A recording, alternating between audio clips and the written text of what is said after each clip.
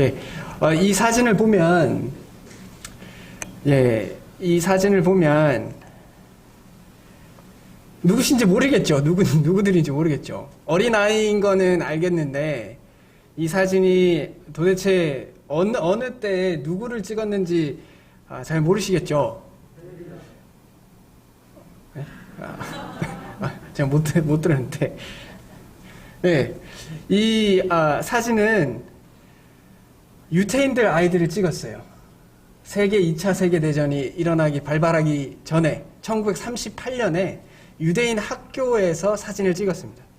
참 천진난만하죠. 그냥 우리 일반 어린아이들과 같이 다들 귀엽고 이때 누리고 있는 순수함과 또 치기 어림과 이런 것을 이 사진에서 볼 수 있을 것 같아요. 근데 이 시간에 이 1938년에서 얼마 지나지 않아 이들이 이렇게 됩니다. 포로 수용소, 유대인들을 대상으로 한 포로 수용소에 끌려가게 돼요. 이때가 이제 2차 세계대전이 막바지에 되어서 미군들에 의해서 구조된 유대인들이에요. 아이들입니다. 이렇게 나치 정권 아래에서 핍박받는 그런 사건을 홀로코스트라고 부르는데요. 유대인 대학살의 다름 이름입니다. 그래서 이 홀로코스트 가운데 많은 인간이 할 수 없는 많은 일들이 일어났어요. 세계 2차 세계대전 당시에 독일 나치 정당에 의해서 사람이 이렇게까지 악해질 수 있다는 것을 발견하게 됩니다. 그 시절에요. 이렇게 해막았던 아이들이 이렇게 세상의 모든 고통을 다 짊어진 것 같은 얼굴로 변하는 것을 보게 됩니다.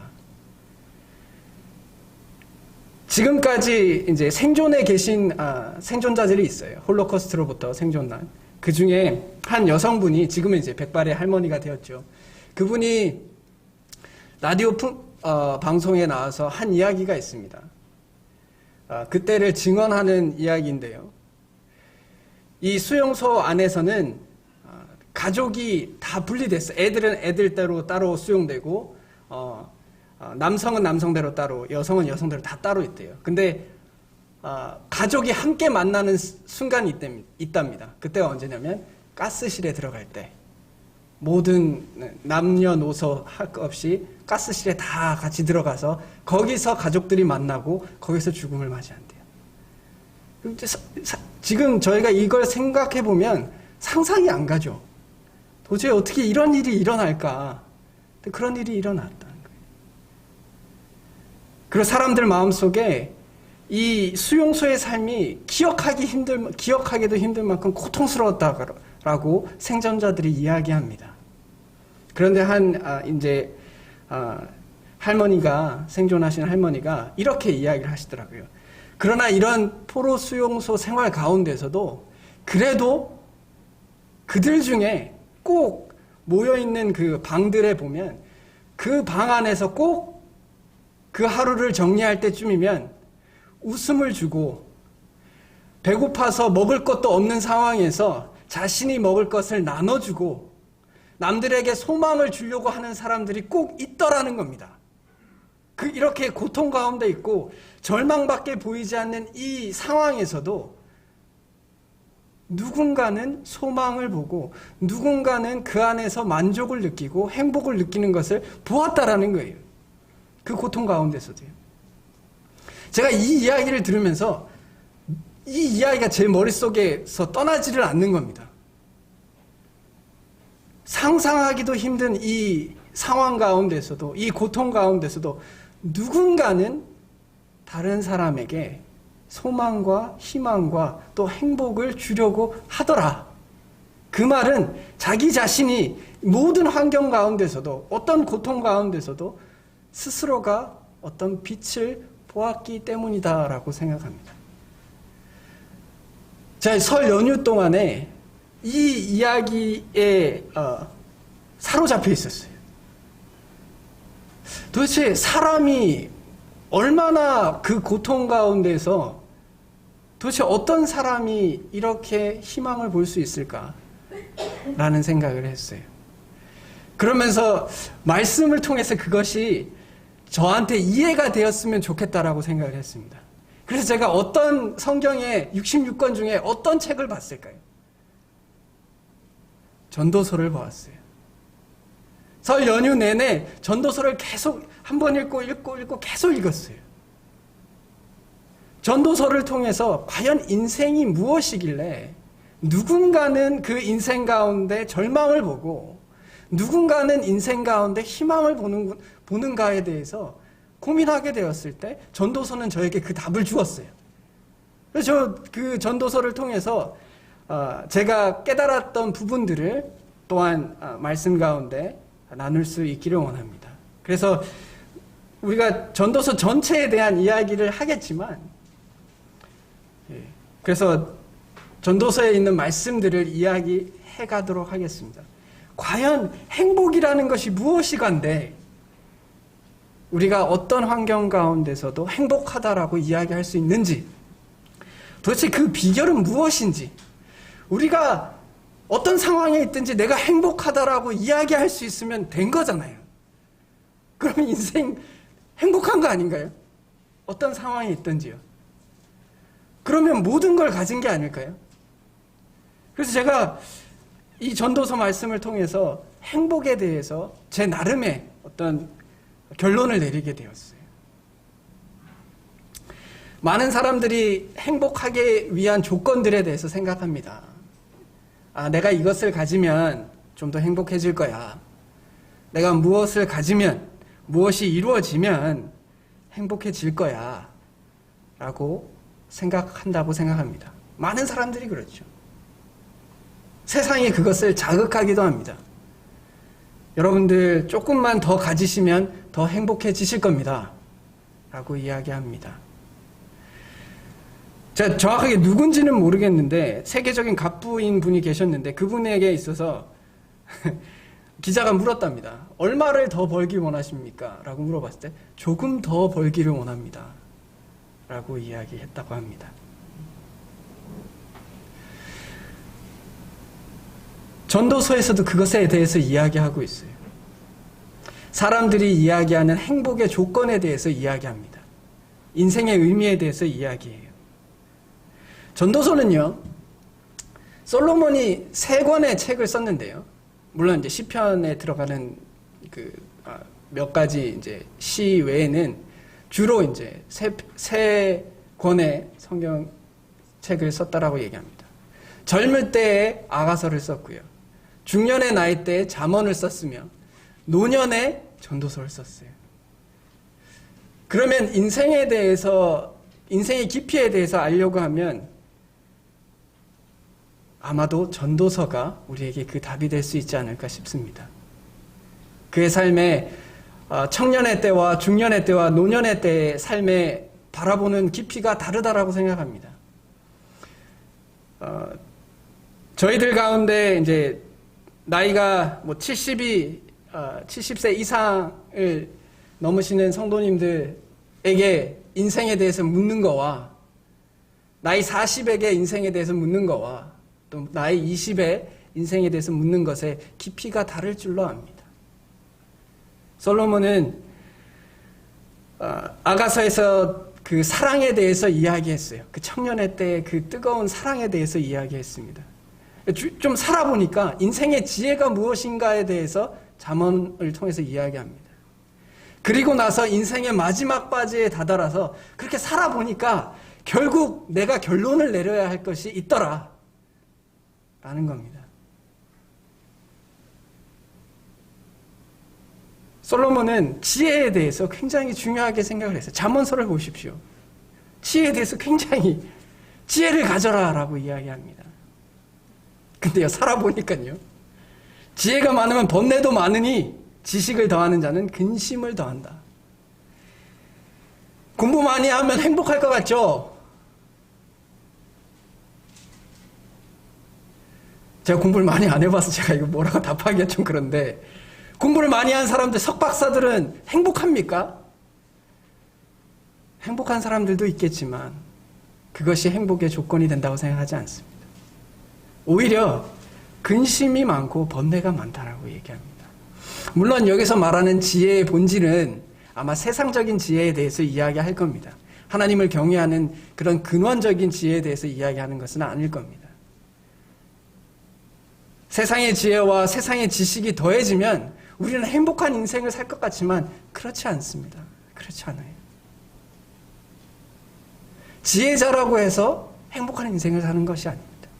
지식인이라고 해서 행복한 인생을 사는 것이 아니에요. 물질이 많으면 행복한가요? 저 이 말씀 굉장히 좋아하는데요. 은을 사랑하는 자는 은으로 만족하지 못한답니다. 네. 돈을 사랑해 본들, 물질을 사랑해 봐도 이것으로 인해서 만족하지 못한다는 거예요. 우리가 이야기했듯이 조금 더 필요하거든요. 우리가 소득원이 많아지면 소비도 그만큼 하죠. 그러면 또 남들과 또 비교하게 돼요. 그럼 또 뭔가를 더 가져야 될 거라고 생각합니다. 그것으로 우리가 행복해지나요? 그렇지 않아요. 물론 우리에게 있어서 필요가 채워질 때 그것으로 인해서 감사와 기쁨이 당연히 있겠죠. 그러나 은을 사랑하는 것과 우리의 물질의 필요가 채워지는 것은 정말 다르다라고 생각해요. 소득으로 인해서, 물질로 인해서 우리가 행복해지지 않습니다.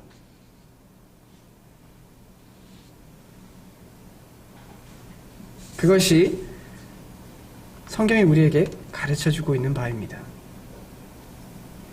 그러면 이제 오래 살면 우리의 장수, 오래 살면 행복한가요? 또 아닙니다. 전도서 6장 6절을 보면 비록 1000년의 갑절을 산다 할지라도, 이 말은 2000년입니다. 2000년을 살아도 행복을 보지 못하면 의미 없다라는 겁니다. 그러니까 오래 살아도 행복이라는 것에 대해서 우리가 어떻게 행복해지고 내가 정말 행복하다는 것을 깨닫지 못하면 뭐 아무리 오래 살아본들 의미가 없다라는 겁니다. 제가 두렵고 떨림으로 이런 생각을 할 때가 있어요. 오래 산다라는 거예요. 그리고 나이가 든다는 것에 대해서 생각해 볼 때 우리가 주님 안에서 행복을 누리고 또 무엇이 바른 삶인지 알고 나이를 들어가면 그 나이 들어가는 것이 나의 삶에 유익이 됩니다. 선한 것이 자꾸 쌓여가니까요. 근데 반대로 나의 삶이 나이가 들어가지만 나의 삶이 옳은 것을 선택하지 않고 행복을 선택하지 않고 불행을 선택하지 않고 불행을 선택하면서 살아갈 때는 오래 사는 것이 결국 불행이 계속 쌓여져 가는 거예요. 악이 계속해서 쌓여져 갑니다. 결국 오히려 더 고통만 더해지는 것이다라는 생각을 해볼 수밖에 없어요. 그래서 두려운 겁니다. 그래서 우리가 우리의 삶에 대해서 진지하게 생각해 봐야 돼요. 진짜 행복한 인생이라는 건 무엇인가? 그리고 그것이 답이 있습니다. 행복한 인생이라는 것에 대해서. 그리스도인들은 진정한 행복을 누릴 수 있는 사람들이라고 생각해요. 그런데 세상이 그 행복을 자꾸 뺏어가려고 합니다. 처음에 하나님과의 관계 가운데 누리는 그 만족과 그 행복을 사단이 빼앗아 갔어요. 그것을 유혹했습니다. 그 유혹하는 방식이 어떠했냐면 하나님과 함께 있는 것을 만족하지 못하게 만들었어요. 하나님을 엄하시고 통제하는 하나님, 속 좁은 하나님으로 만들어서 그분과 네가 함께하면 행복하지 못할 것이다 라고 이야기한 거예요. 그러니까 그런 하나님하고 같이 살지 말고 네가 하나님이 되어라 라고 이야기한 게 죄의 시작이에요. 그래서 하나님을 버리고 나 스스로의 만족을 쫓겠다라고 한 것이 인간 세상의 비극의 시작입니다. 그래서 불행해진 거예요. 우리가 더 이상 만족이라는 것을 하는 것이 굉장히 어려워졌어요. 죄 가운데 있다라는 것의 특징 중에 하나는 만족하기가 굉장히 어렵습니다. 그래 만족을 잘 모르고 살아요.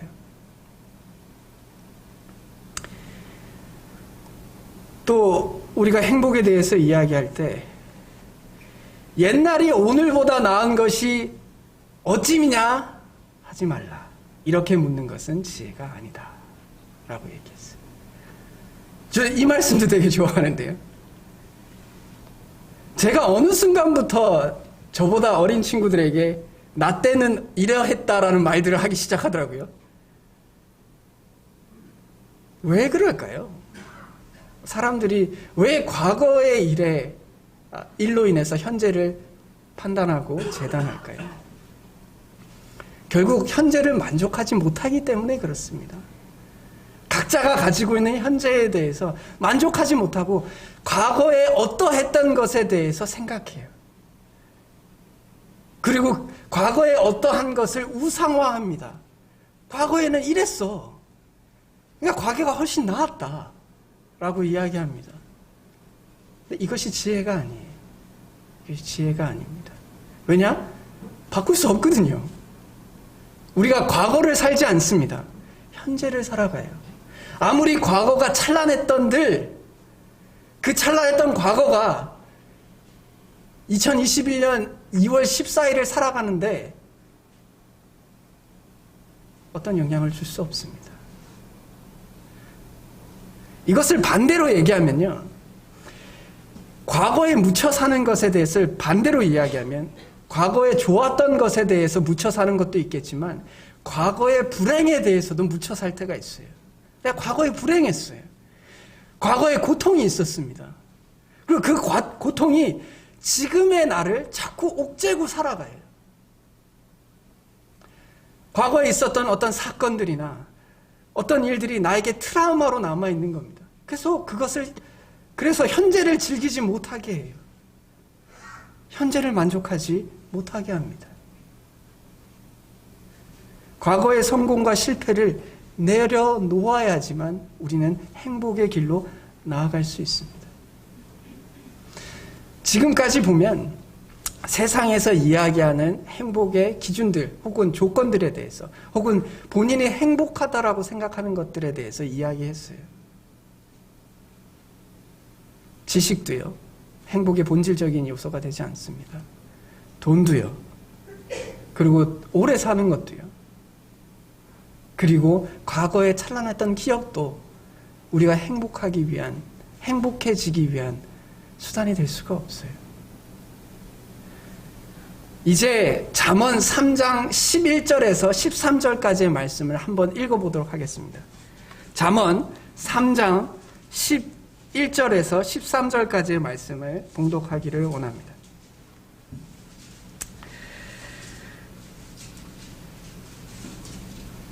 제가 읽어보도록 하겠습니다. 제가 봉독하도록 하겠습니다.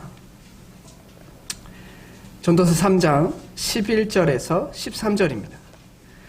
하나님이 모든 것을 지으시되 때를 따라 아름답게 하셨고 또 사람들에게는 영원을 사모하는 마음을 주셨느니라.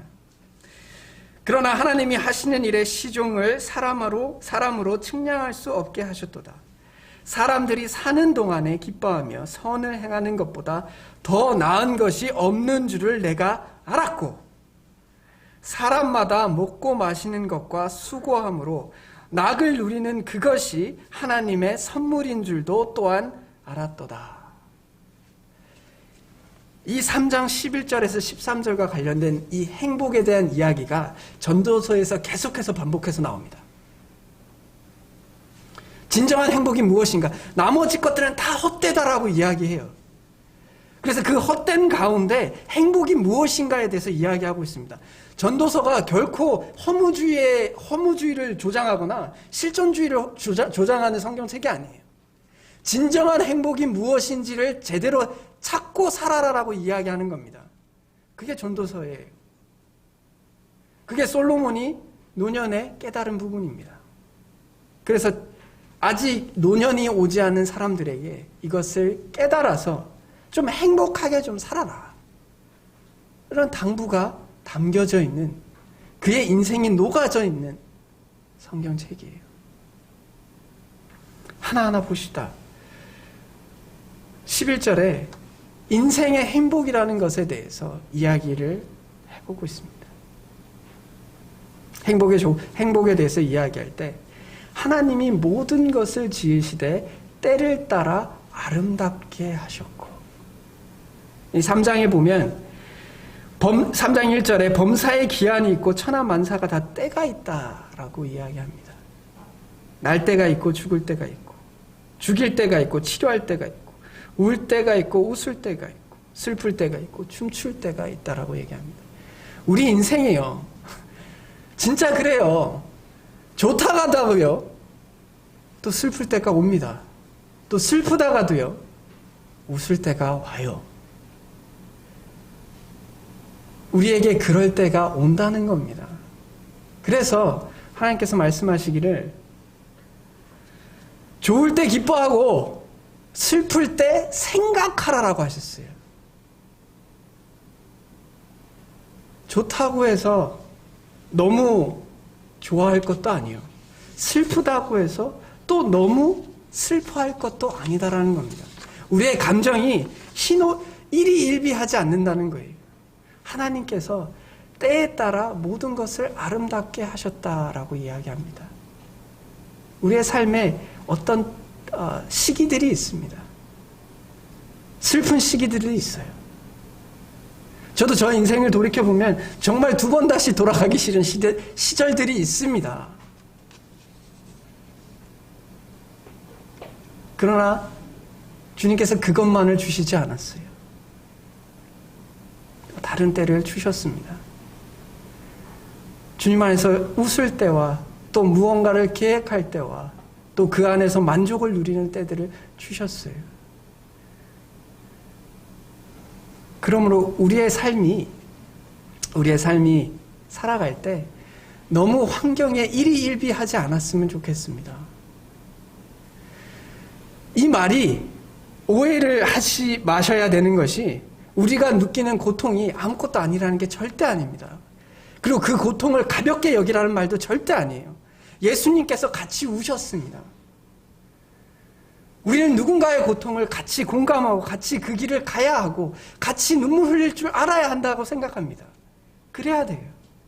그러나 내가 그런 일을 당했을 때 결국 그것에서 벗어날 수 있는 것은 하나님을 의지하고 그 고통에 사로잡혀 사는 것이 아니라 새로운 소망을 품고 살아갈 수 있기 때문에 우리가 회복되는 거 아닙니까?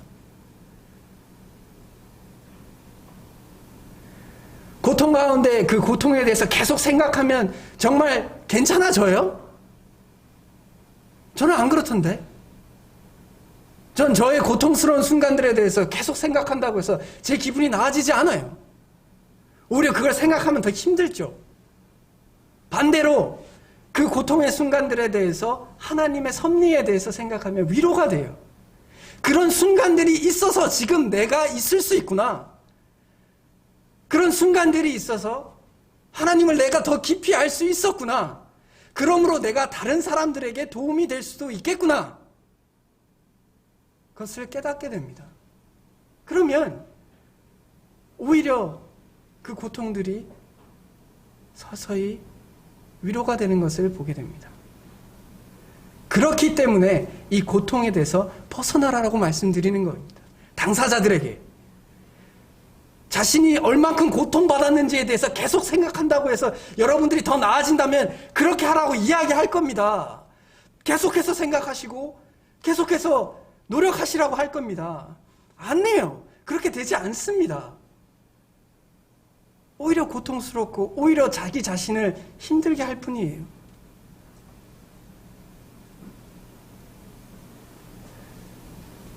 그러므로 우리가 하나님께서 주시는 이 때에 대해서 그 모든 때를 아름답게 하셨다라는 것을 믿고 살아갈 수 있어야 한다고 생각합니다. 때를 따라 다 아름답게 하셨다는 겁니다. 참 받아들이는 것이 어렵고 그 순간을 지나갈 때는 참 어렵지만 이것이 진리라는 것을 믿는 겁니다.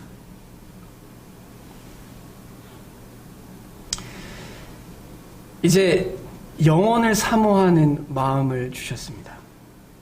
하나님께서 이제 우리에게 영원을 사모하는 마음을 주셨어요. 이 말이 무슨 말인가? 이 말은 우리가 이 순간만을 위해서 살아가지 않아도 된다는 겁니다. 우리가 물론 현재를 만족하며 살아가지만 이 현재만이 우리에게 있는 인생이 아닙니다. 영원을 사모하는 마음을 주셨다는 것은 영원이 있다는 것을 말하고 결국 영원은 하나님과 함께 하는 것을 말합니다. 우리에게 하나님께서 영원을 사모하는 마음, 즉 하나님과 함께 하는 것에 그 삶의 기쁨을 우리에게 주셨습니다. 그래서 우리에게 소망이라는 것이 있습니다. 우리가 시궁창과 같은 삶을 살아갈 때가 있지만, 그 고통 같은 삶을 살아갈 때가 있지만, 그것이 나의 인생을 전부 결정짓는 것이 아니다라는 겁니다. 영원을 사모하는 마음을 주셨어요. 이제 소망을 품을 수 있는 사람이 되었습니다.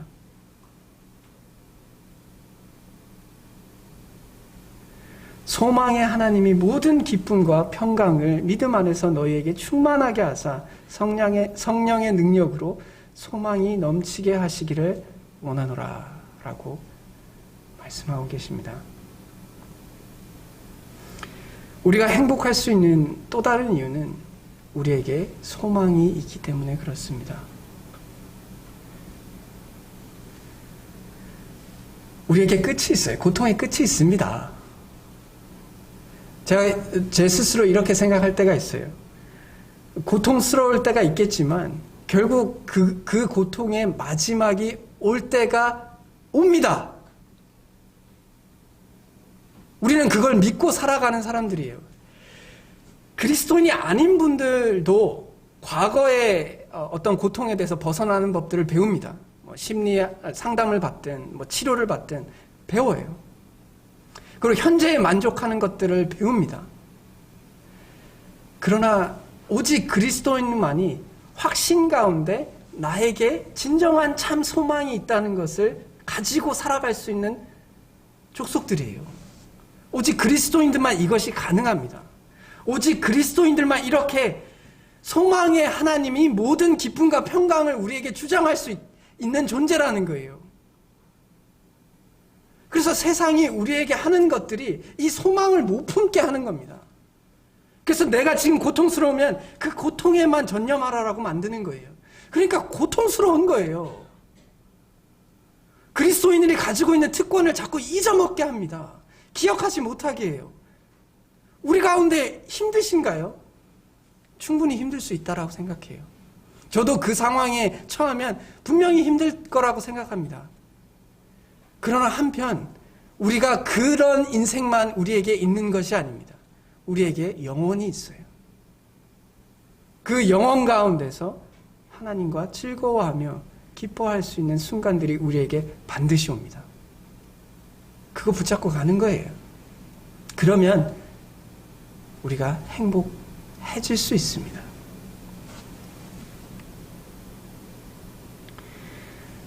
전도서 3장 12절에 사람들이 사는 동안에 기뻐하며 선을 행하는 것보다 더 나은 것이 없는 줄을 내가 알았고. 선을 행한다는 거예요. 이게 왜 행복이랑 무슨 상관이 있나? 라고 생각하실 수 있는데요. 제가 이 부분에 대해서 깊이 묵상해 보니까요. 정말 그렇더라고요. 결국 우리가 불행한 이유는 내가 선을 행하지 않거나 타인이 나에게 선을 행하지 않을 때 불행해집니다. 가해자이거나 죄에 대해서 가해자이거나 피해자가 될 때 우리는 불행해져요. 그럼 우리 모두가 선을 행하고 다른 이들에게 선을 베풀려고 한다면 우린 당연히 행복해질 수 있습니다. 제가 최근에 뉴스를 봤는데요. 제가 과거에는 이제 여자 배구에 대해서 잘 몰랐어요. 스포츠 자체를 그렇게 좋아하는 스포츠가 그렇게 즐겨보는 그런 게 그렇게 많지는 않았어요. 근데 최근에 김연경 선수도 그렇고 세계 탑이라면서요. 그래서 이제 여자 배구가 잘하더라고요. 그래서 최근에 이제 여자 배구에 대해서 이제 좀 관심을 가졌는데, 그 중에 이제 이재영 그리고 이다영 선수라는 분이 계세요. 뭐 잘하시고 인기도 많은 분이세요. 그런데 그분이 최근에 그분들이 이제 쌍둥이거든요. 학창 시절에 학교 폭력을 했던 전적이 드러난 거예요. 그래서 지금 그분들이 소속사에서 그 팀에서 뭐 징계를 당한다는 이야기가 있고, 지금 그 시합에 나오지 못하고 있어요. 여기서 제가 뭘 느끼냐면요, 우리가 어떤 죄를 짓고 살아갈 때 인생이 행복해질 수 없다는 겁니다. 우리가 선을 행하지 않고 다른 누군가에게 피해를 줬을 때 그것이 우리에게 불행의 시초가 돼요. 또 누군가가 나에게 그런 선을 행하지 않을 때 그것으로 인해서 제가 고통받습니다. 안 그런가요? 그러니까 우리가 선한 삶을 사는 것이 행복이에요. 그래야지 행복할 수 있습니다. 착하게 사셔야 돼요. 세상에서 우리가 착하게 살면 바보라고 얘기하죠. 아닙니다. 오히려 악하게 살면 망합니다. 잠깐 우리가 어떤 이득을 얻는 것 같아요. 뭔가 얻는 것 같아요. 그러나 한 방에 훅 갑니다, 진짜로. 우리가 뉴스에서 보는 것들이 그런 거잖아요. 선을 행하고 사는 것이 행복이에요. 누군가에게 선을 행하고 누군가에게 유익을, 하나님께서 우리에게 그렇게 살아가도록 프로그래밍 하셨어요. 그게 진정한 행복이다라는 것을 깨닫게 하시기 위해서 그렇게 우리를 창조하셨어요. 그래서 우리가 악을 행하면, 우리가 악인이 되면 세상에서 악한 사람들 잘 사는 것 같아가지고 나도 악하게 살아야지, 그것이 정말 우둔한 자의 선택입니다. 정말 그래요. 선을 행하며 살아갈 그래서 그 안에서 행복을 누릴 수 있기를 원합니다. 성경에서도 말씀을 듣고 지키는 것에 대해서 이렇게 얘기합니다. 내가 오늘 내 행복을 위하여 내게 명하는 여호와의 명령과 규례를 지킬 것이 아니냐. 우리가 여호와의 말씀을 지켜가면 행복해져요. 정말 그렇습니다. 경험해 보십시오. 그러면 이게 진짜 행복이라는 것을 발견하게 됩니다. 하나님께서 이것이 행복이 아니었다면 우리에게 이것을 명령하지 않으셨을 것입니다. 우리가 불행할 때를 잘 보십시오. 우리가 하나님의 말씀에 떠나 있을 때 우리가 불행합니다. 여기서 말하는 불행이라는 것은 고난이 없다는 게 아니라 마음의 평안이 없다는 말입니다. 우리 마음의 평안이 없을 때가 있어요. 전도서 5장 1절에 하나님의 집으로 갈 때의 발걸음을 조심하여라. 어리석은 사람은 악한 일을 하면서도 깨닫지 못하고 재물이나 바치면 되는 줄 알지만 그보다는 말씀을 들으러 갈 일이다 라고 이야기합니다. 우리가 이렇게 생각할 때가 있어요. 흔히 이제 어떤 사람들이 이렇게 얘기해요. 돈 많이 벌어서 헌금 많이 하면 되죠. 아닙니다. 돈 적게 벌고 헌금 조금 내셔도 되니까 말씀을 순종하시면 좋겠습니다. 그렇게 하시면 좋겠어요. 그것이 진정한 행복이라고 생각합니다. 하나님 안에서 우리가 마음대로 살고 그것에 대한 보상 심리로 재물을 많이 바친다 한들 하나님께서 그것으로 인하여 행복하지 않으시고 우리가 그것으로 인해서 행복해질 수 없습니다. 오히려 말씀 가운데 살아갈 때 우리가 행복합니다. 13절에 사람이 먹을 수 있고 마실 수 있고 하는 일에 만족을 누릴 수 있다면 이것이야말로 하나님이 주신 은총이다. 세 번역인데요. 세 번역 표현이 좀 더 분명한 것 같고, 그래서 말씀을 드리건대 사람이 먹을 수 있고 마실 수 있고 하는 일에 만족을 누릴 수 있다면 이것이야말로 하나님이 주신 은총이다. 이게 정말 행복의 비결이 아닐까요? 우리의 삶에 있어서 내가 먹는 것에 대해서 불평하지 않고, 내가 입는 것에 대해서 불평하지 않고, 내가 가진 것들에 대해서 불평하지 않을 때 이게 만족 아닌가요? 이게 행복 아닌가요? 우리가 이렇게 살아갈 수 있다면 누가 와도 부럽지 않지 않을까요? 우리가 만족하지 못할 때, 현재에 대해서 만족하지 못할 때, 하나님께서 이 모든 것을 주셨다라는 것에 만족하지 못할 때, 하나님의 선한 뜻으로 그것을 만족하지 못했을 때 우리는 불행해요. 우리 불행한 이유가 다른 게 있는 게 아닙니다. 나에게 주어진 것들에 대해서 만족하지 못할 때 불행해요. 제가 최근에 정말 강렬하게 저의 마음속에 남아있는 생각이 이겁니다. 우리가 살다 보면요, 나의 인생에 나를 힘들게 하는 요소들이 쫙 깔려 있어요. 또 한편 나를 즐겁게 하는 요소들이 또 쫙 깔려 있습니다. 양쪽에 다 있어요. 제가 봤을 때 정말 오로지 불행하기만 하게 태어난 사람은 없다고 생각해요. 그 모든 상황 가운데 긍정적인 부분과 부정적인 부분이 함께 있습니다. 우리 각자의 삶들을 한번 보십시오. 나를 힘들게 하는 요소들이 분명히 있습니다. 또한 한편으로는 나를 기쁘게 할 요소들이 또 한편 있어요. 그러면 이제 선택입니다. 내가 살아가는 데 있어서 나를 힘들게 하는 요소들에 나의 정신을 쏟고 살아갈 건지, 아니면 나를 기쁘게 하고 나를 만족하게 하는 요소들에 나의 눈과 마음과 생각을 두고 살아갈 건지 우리가 선택할 수 있다는 겁니다. 선택할 수 있어요. 근데 세상은 자꾸 우리에게 이걸 넌 선택할 수 없어, 넌 주어진 환경에 불행하기만 해야 돼 라고 이야기하는 겁니다. 아니에요. 제가 힘들 때 저를 기쁘게 하는 요소들에 제 눈을 돌렸을 때 제 마음이 누그러들어요. 제가 화가 나고 속이 상할 때 저에게 기쁨과 즐거움을 주는 요소들을 바라볼 때 저의 마음에 행복이 찾아옵니다. 그래서 저는 행복은 결국 선택이라고 생각해요. 어느 순간에 내가 무엇을 바라보느냐가 선택입니다. 그것이 행복입니다. 전도서에서 그것을 가르치고 있어요. 네가 만족하기로 선택해라. 그러면 그것이 행복이다 라고 이야기하고 있습니다.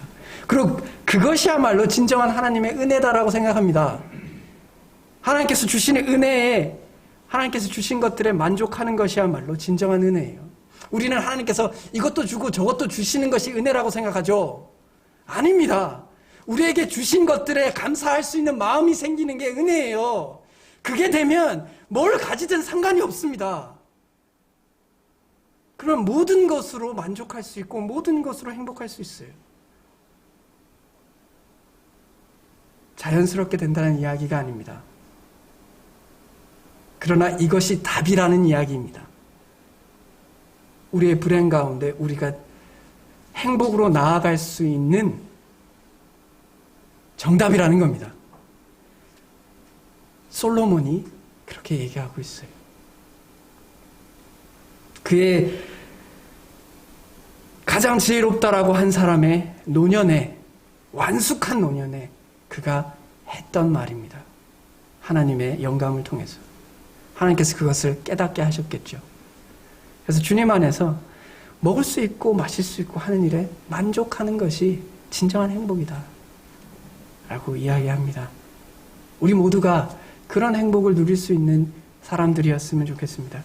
그래서 제 나름대로 행복에 대해서 이야기해 볼 때 결국 이 모든 이야기들이 하나님을 경외하는 가운데 하나님이 계시다는 것이 전제할 때 그래야만 인간의 행복이 의미가 있는 겁니다. 인간이 정말 행복해질 수 있는 거예요. 하나님이 안 계시면, 하나님이 존재하지 않으면, 또 우리가 하나님을 인정하지 않으면 이런 행복을 누릴 수 없습니다. 제 나름의 행복에 대해서 정리를 내려봤어요.